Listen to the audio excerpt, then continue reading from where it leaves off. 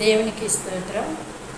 ఉదయకాలము దేవుని యొక్క వాగ్దానము యోహాను సువార్త 11వ అధ్యాయము 40వ వచనం. అందుకు యేసు, నీవు నమ్మిన ఎడల దేవుని మహిమను చూచెదవని నేను నీతో చెప్పలేదా? అంటే ఇక్కడ దేవుని వాగ్దానంలో యేసుక్రీస్తు ప్రభువారు ఈ యొక్క వాక్యంలో ఏమని చెప్తున్నారంటే మార్తతో చెప్తున్నారు.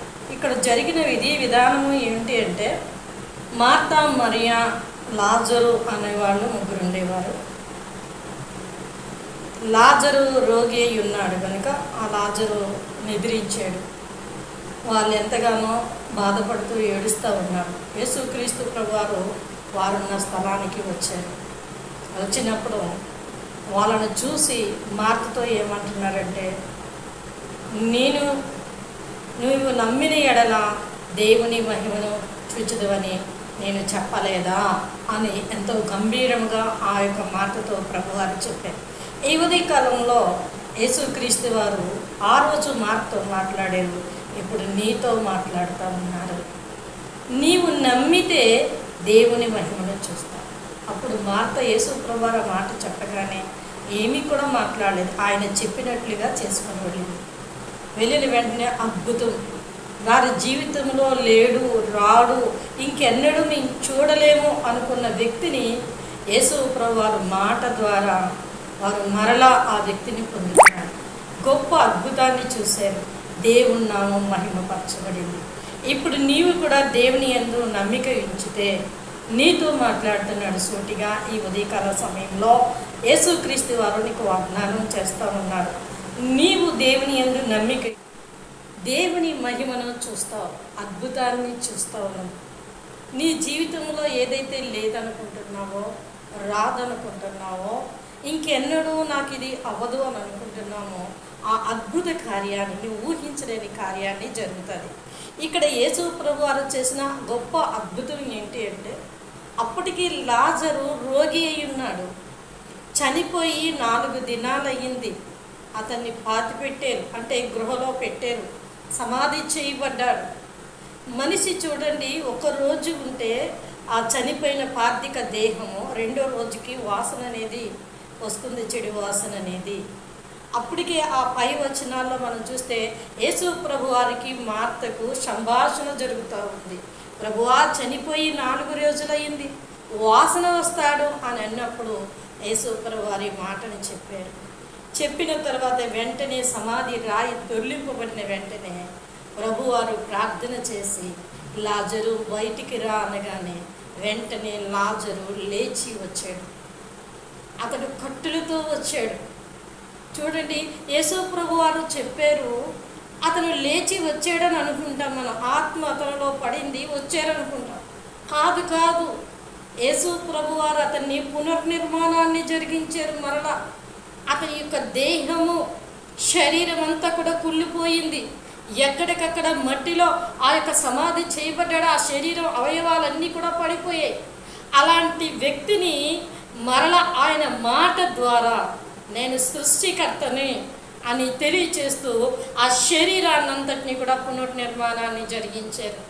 మనం ఈ వాక్యాన్ని చూస్తే హెజ్కేలు గ్రంథం 37వ అధ్యాయంలో హెజ్కేలుని దేవుడు ఆ యొక్క ఎముకలు కలిగిన లోయలోనికి పంపించినప్పుడు, ఆ ఎముకలు కలిగిన లోయలోనికి నడిపించి, నరపుత్రుడా, ఈ ఎముకలన్నీ బ్రతకగలవా అని అడిగితే, ఏమో ప్రభువా, నాకు తెలియదు, అది నీకే తెలియని అనగానే వెంటనే ప్రభువారు ప్రవచించమంటారు. యెహోవా దేవుడు ప్రవచించగానే ఆ యొక్క ఎముకలన్నీ కూడా గడగడమని ధ్వని వచ్చి అవన్నీ కూడా అతుక్కుంటాయి. ఆ తర్వాత వాటి మీదకి నరములు, మాంసము ఇవన్నీ కూడా ఎక్కడికక్కడ వచ్చి వాటి మీద అతుక్కున్నట్లుగా మనం అక్కడ హెజ్కేలు గ్రంథంలో చూస్తాం. అంటే ఒక నరపుత్రుడు, నాకు తెలియదు ప్రభు, అది నీకే తెలియాలనగానే దేవుని ఆజ్ఞ ఇస్తేనే కానీ ఆ ఎముకల్లోనికి మరలా రెండోసారి జీవాత్మ రాదు.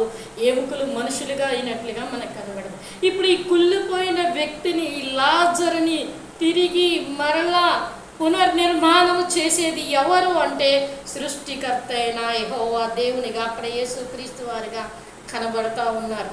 ఆయన పునర్నిర్మాణాన్ని చేశారు. కుళ్ళిపోయిన తన శరీర భాగాలన్నీ కూడా మళ్ళా వాటిని అతికింపచేసి వాటినన్నిటినీ కూడా బాగు చేసి మరలా ఒక కొత్త వ్యక్తిగా, ఒక నూతనమైన వ్యక్తిగా వారి యొక్క అక్క చెల్లెలకు వారికి అతన్ని అప్పగించారు. ముఖాన రుమాలు కట్టుకొని ప్రేత వస్త్రాలతో బయటికి వచ్చాడట. యేసు ప్రభు వారి యొక్క మాటలో అంత యొక్క శక్తి ఉంది.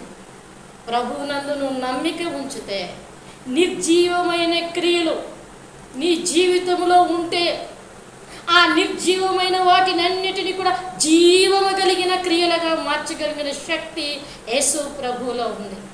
ఇప్పుడు కుళ్ళిపోయిన వ్యక్తిని తీసుకొస్తానండి, మీరు ప్రార్థన చేయండి, బాగవుతాడు అని అంటే అది అవివేకము. ఆ రోజు అలా జరిగిందంటే ఆ జనుల్లో యేసుక్రీస్తు పరిశుద్ధుడిగా, నరుడిగా అక్కడ ఉన్నాడు గనుక ఆయన కార్యాన్ని జరిగించారు. నేటి దినాల్లో లోకంలో పరిశుద్ధత, పవిత్రత అనేది పోయింది. ఎక్కడ పరిశుద్ధత లేదు. పరిశుద్ధత లేకున్నా దేవుని చూడలేరు ఎవరు కూడా. అందుకే దైవ కార్యాలు, అలాంటి కార్యాలు, చనిపోయిన వ్యక్తులు బ్రతకడం, ఆ దినాల్లో జరిగిన గొప్ప కార్యాలు నేటి దినాల్లో అలాంటివి జరగకపోయినా జీవితంలో మన నిర్జీవ కార్యాలు, మన జీవిత విధానంలో, మన బ్రతుకులో కోల్పోయినవి, మనల్ని బలహీనపరుస్తున్న ఆ నిర్జీవ కార్యాలు, జీవము లేని కార్యాలు ఏవైతే ఉన్నాయో యేసుక్రీస్తు యందు నమ్మికించి వారి జీవితంలో అద్భుత కార్యాలను జరిగిస్తారు. ఆయన నీవు మారు మనసు పొందితే నీకు రక్షణ ఇస్తారు. పాప క్షమాపణ నిమిత్తము పరలోక రాజ్యపు వారసుడిగా, వారసురాలిగా ఆయన నిన్ను చేస్తారు. కనుక ప్రియ సహోదరి సహోదరుడా, ప్రభునందు నీ విశ్వాసం ఉంచు.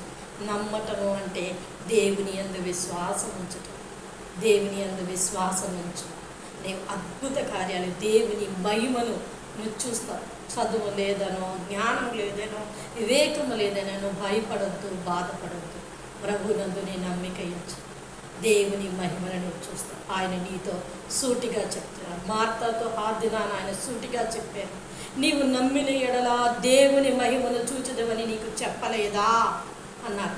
అదే మాటను ఆయన ఈ దినాన నీతో కూడా మాట్లాడుతావు. నువ్వు నమ్మితే దేవుని మహిమను చూస్తావు, అద్భుతాన్ని చూస్తావు, అనేకులకి ఆశీర్వాదకరంగా మారుతావు. కనుక అలా చేసి ప్రభు ఇచ్చిన దేవుని ఆశీర్వాదాలు పొందుకోండి.